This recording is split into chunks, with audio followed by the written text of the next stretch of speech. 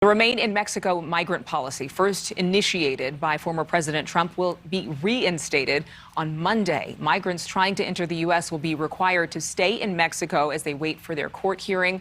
And our Joe Khalil is following this from Capitol Hill. And we've just got to say it for anybody who's joining us newly this hour, that this was not something the Biden administration was actually game for, but they were mandated to reinstate, correct?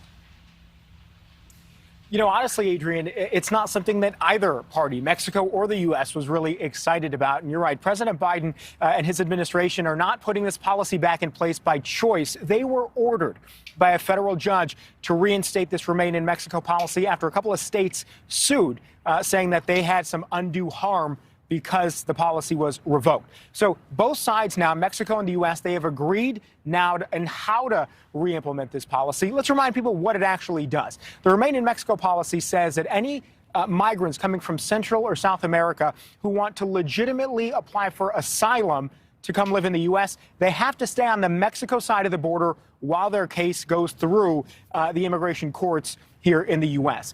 Mexico, up until a couple of days ago, did not want to re-implement this without making some demands of the United States. And we can put some of the demands up on the screen now. They wanted to see vaccines that the U.S. provided for some of those migrants.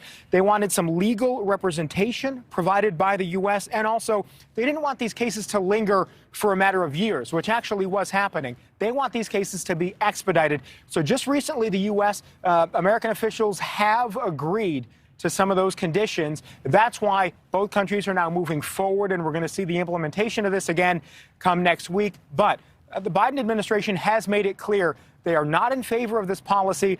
The judge, as we mentioned, is ordering that it be in place. But as soon as they have an opportunity to revoke this policy, the administration says they are going to do that. And I can tell you, Adrian, even here on Capitol Hill, there are a lot of Democrats not happy about this. Even with the Biden administration, they want them to fight harder against it. And they are pressuring the White House to revoke this policy as soon as they can. But for right now, that policy will stand because of that federal judge's order, correct? Yes. All right. Absolutely. And then it goes in place next week. Yeah. We'll see how long it lasts. Thank you so much, Joe.